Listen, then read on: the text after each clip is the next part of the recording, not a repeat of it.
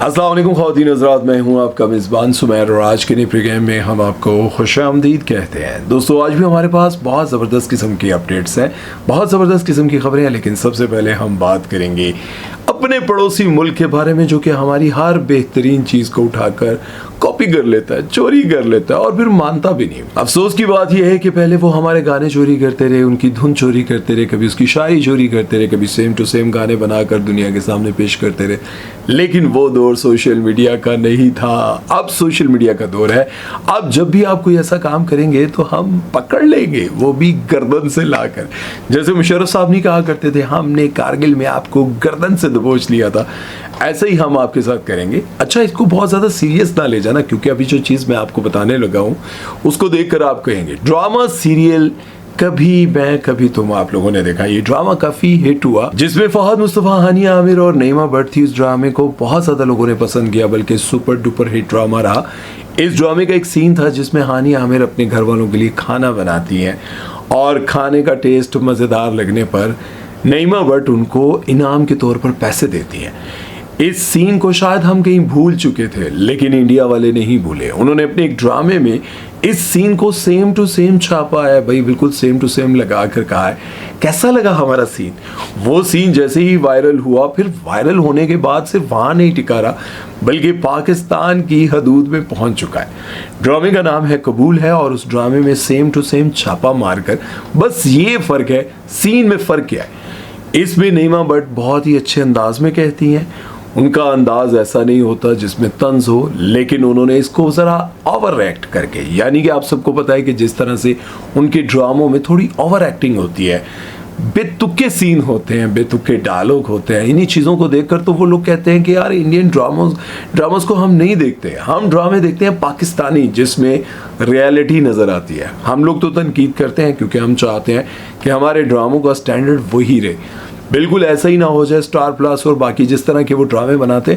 तो same to same उस ड्रामे को उन्होंने फिल्माया, frame to frame, same to same, dialogues भी वही, सब कुछ वो। बस फर्क था तो सिर्फ एक्टिंग का। उनकी एक्टिंग बिल्कुल ओवर एक्टिंग लग रही थी और हमारे यहाँ जो एक्टिंग थी वो बिल्कुल नेचुरल लग रही थी। ये फ़र्क था। अब मैं आपको ये बताना चाहता हूँ कि जिस तरह से बहुत सारे लोग जो है इंडिया से आकर बार बार कमेंट सेक्शन में, हमारे इंस्टाग्राम पर और बहुत सारी जगहों पर, एक्स पर, ट्विटर पर, हर जगह पर आकर लिखते रहते हैं ना, बाप बाप होता है, अपनी हालत देखो, गुर्बत है तुम पर, आटा नहीं है, पानी नहीं है, सब कुछ नहीं है। भाई कभी आकर देखो, तुम्हें पाकिस्तान में चाय भी पिलाएंगे, तुम्हें खाना भी खिलाएंगे, तुम्हें पानी में नहलाकर डुबकियाँ भी दिलवाएंगे, फिर तुम्हें एहसास होगा कि पाकिस्तान में किसी चीज़ की कमी नहीं है मेरे भाई। जब तक आप लोग कहते रहे कि पाकिस्तानी एक्टर्स यहाँ आकर कमाते हैं, तब जाकर पूरा पाकिस्तान चलता है। फिर उसके बाद आपने हमारे ड्रामों पर बैन लगाया।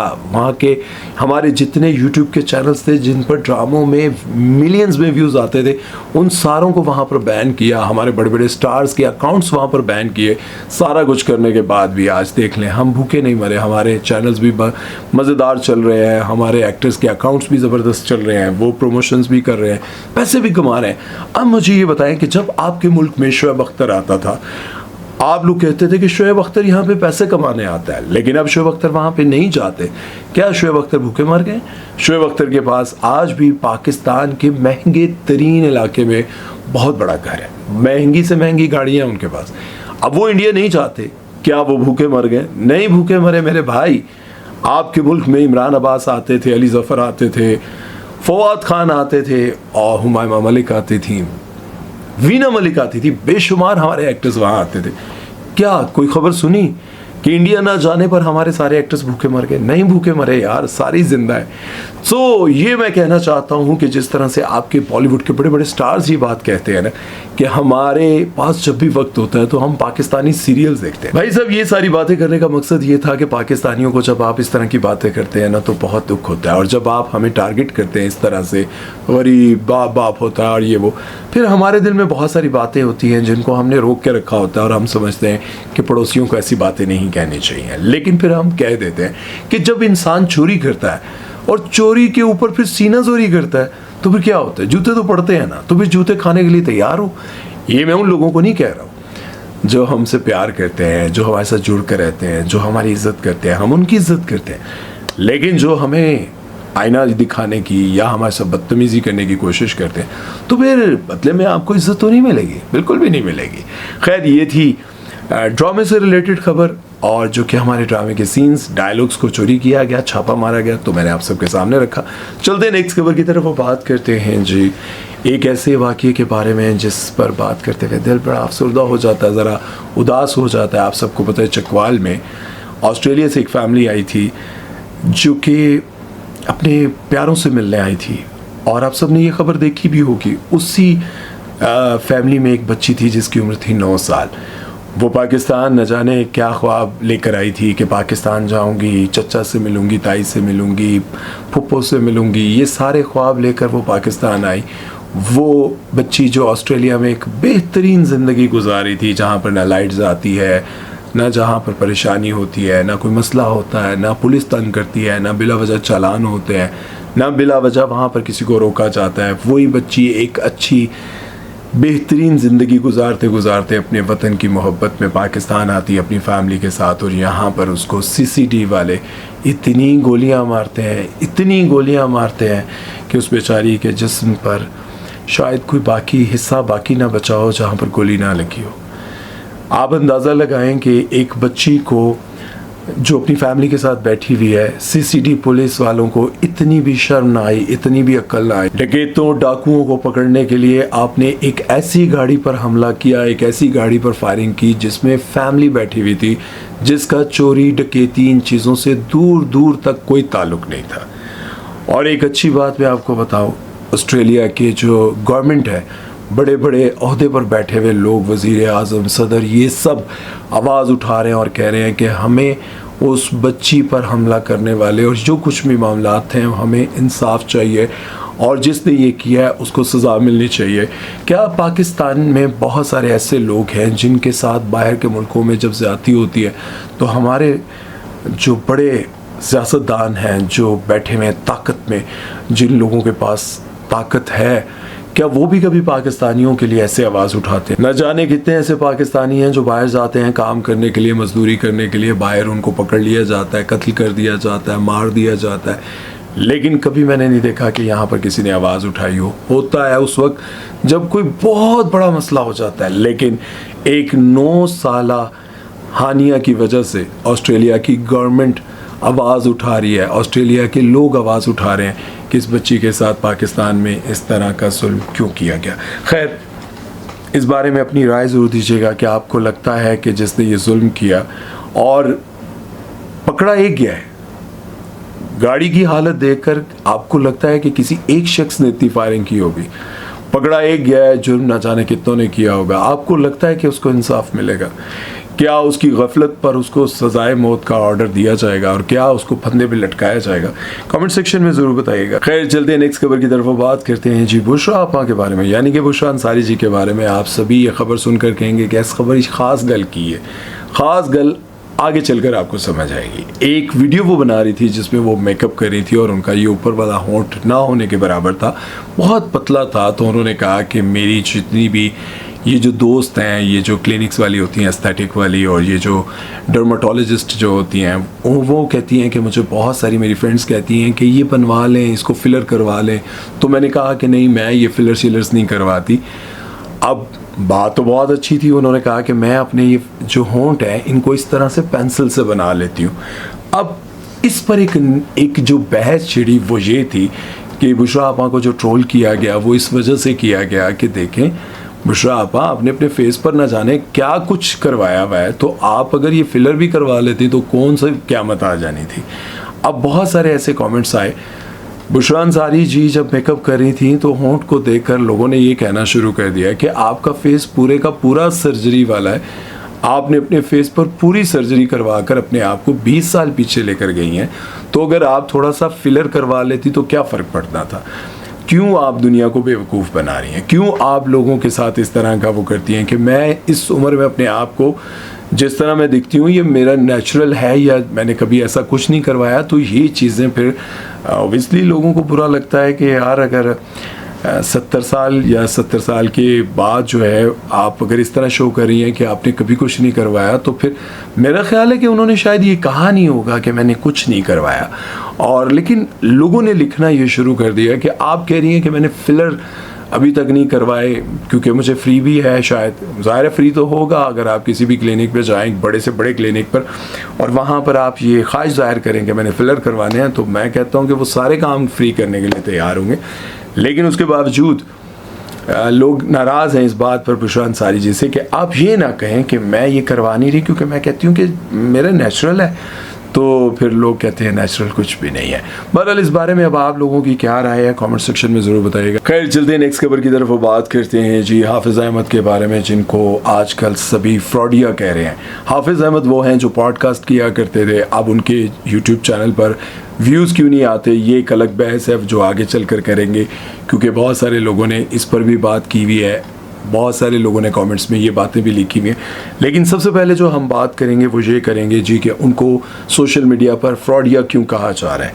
एक इन्फ्लुएंसर हैं, मैं ज़ाती तौर पर उनको इतना नहीं जानता, लेकिन उनका नाम है अहमीर मनीवाला।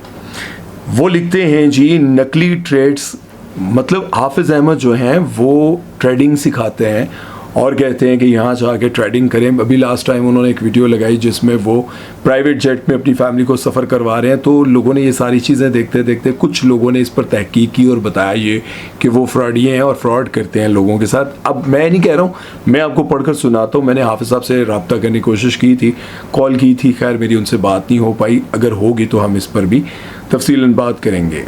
वो कहते हैं जी कि अमीर मनीवाला कहते हैं कि नकली ट्रेड्स के स्क्रीन दिखाकर भाई साहब पाकिस्तानी अवाम को लूट रहे हैं। मतलब वो जो दिखाते हैं ना कि मैंने इतने $1000 कमा लिए, इतने $1000 कमा लिए, तो ये सारा फ्रॉड दिखाकर लोगों से फ्रॉड पैसे कमा रहे हैं। हाफिज़ अहमद ने डिस्क्लेमर भी वीडियो में डाला हुआ है कि मेरी वीडियो सिर्फ पाकिस्तानी ऑडियंस के लिए, जबकि वो खुद अमेरिका में रह रहे हैं, लेकिन उसके बावजूद वो कहते हैं कि ये सब कुछ सिर्फ पाकिस्तानियों के लिए है। मतलब यूएसए वाले लोग इंटेलिजेंट हैं, वो उसको कोर्ट के लिए कोर्ट ले जाएंगे। अगर उनके साथ फ्रॉड होगा तो फिर वो कोर्ट ले जाएंगे। इसलिए उन्होंने डिस्क्लेमर में लिखा कि ये ट्रेडिंग, ये सारी चीज़ें सिर्फ पाकिस्तानियों के लिए है, पाकिस्तानी अवाम को लूटना है। और भाई साहब ये डिस्क्लेमर भी दे रहे हैं कि मैं कोई फाइनेंशियल एक्सपर्ट नहीं हूँ, फिर भी आपको ट्रेडिंग का मंजन बेचकर ये सब कमाना चाहता हूँ, और ये जो स्क्रीन आपको शो की जाती है ये असल नहीं, ये फेक है। आपको ट्रेडिंग का मंजन बेच कर अपनी ज़िंदगी बेहतर करना चाहता हूँ, और इसी तरह की बातें लिखी थी। लेकिन अब बात ये सोचने की है कि हाफिज़ अहमद साहब को ये सब कुछ करने की क्या ज़रूरत पड़ी थी। मैं ये हैरान हूँ कि अगर अच्छा चलें, अगर वो कोर्सेज़ बेच रहे हैं, क्या कोर्सेज़ बेच कर या इस तरह ट्रेडिंग, आपको क्या लगता है क्या उन्होंने कुछ अपने लिए ऐसा बनाया हुआ है जहाँ पर लोग डॉलर्स डालते जा रहे हैं, पैसे कमाते जा रहे हैं, या फिर पैसे लुटाते जा रहे हैं और वही पैसा हाफिज़ अहमद साहब इकट्ठा करके अमेरिका में अपनी ज़िंदगी गुजार रहे हैं। मुझे नहीं लगता यार ऐसा वो उनको करना चाहिए। लेकिन अगर वो ऐसा कर रहे हैं तो फिर इसका मतलब ये है कि बहुत बड़ा फ्रॉड कर रहे हैं, बहुत गलत कर रहे हैं।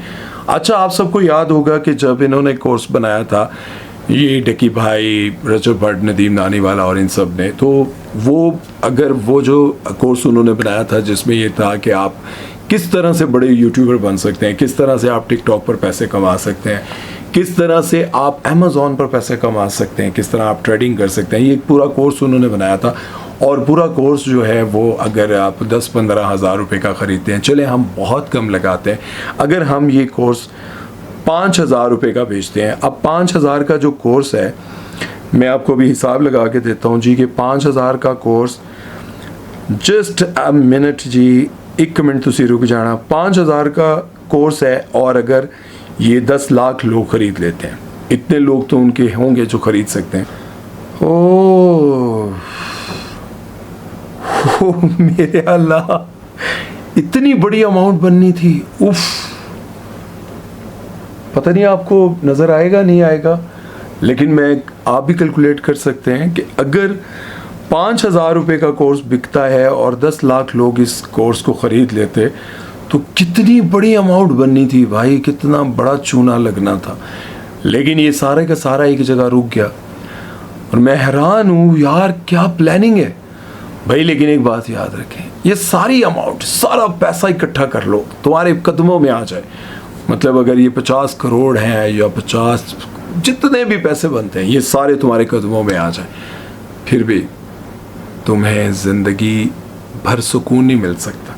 ये सारा पैसा इकट्ठा करने के बाद, बड़ी बड़ी गाड़ियाँ, महल, सब कुछ बनाने के बाद, एक दिन ऐसा आना है कि तुम्हें ऐसे तुम्हारी आंखों के सामने मौत का फरिश्ता नजर आना है। अब वो मौत का फरिश्ता तुम्हें नजर आएगा और तुम करोगे यार वो पैसे वापस करने हैं, वो माफ़ी मांगनी है, वो तौबा करनी है, वो ये करना है, वो करना है। लेकिन मौत का फरिश्ता कहेगा नहीं नहीं नहीं नहीं, वक्त आ गया, तुम्हारे जाने का टाइम आ गया। तुम बोलोगे यार अभी बच्चे छोटे हैं, उनको स्कूल भेजना है, मेरे घर में कोई ऐसा है नहीं मेरे बच्चों को देखेगा, मेरी जवान बीवी है, मेरी बहनें हैं जिनकी शादी नहीं हुई, मेरे छोटे छोटे मासूम बच्चे हैं, माँ बूढ़ी है, वो कहाँ जाएगी, उसको दवाई कौन ला कर देगा। मौत का फरिश्ता कहेगा टाइम पूरा, जाने का वक्त आ गया है, जाना है वापस, रुक नहीं सकते। भाई आप रिक्वेस्ट करते रह जाएंगे कि एक बार माफ़ी दे दो यार, नहीं नहीं, माफ़ी वाला टाइम नहीं है, वक्त मुकर्रर है जाने का। फिर रूह आपकी कब्ज़ की जाएगी, रूह कब्ज़ होती जाएगी, ऐसे जान निकलती जाएगी, लेकिन मौका नहीं मिलेगा। ये सारा पैसा होने के बावजूद मौका नहीं मिलेगा। चाहे हाफिज़ अहमद साहब हैं, चाहे कोई भी है, मैं ये समझता हूँ वो नहीं कर सकते, लेकिन अगर उन्होंने किया है तो याद रखें, हाफिज़ भी हैं आप, हाफिज़ कुरान है और आप ये सारी बातें समझते हैं, फिर वक्त नहीं मिलेगा। अल्लाह हम सबको हिदायत दे, समझ अदा फरमाए। अपना बहुत सारा ख्याल रखिएगा, दुआ में याद रखिएगा। सुमैर चौधरी को दीजिए इजाज़त। अल्लाह हाफ़िज़।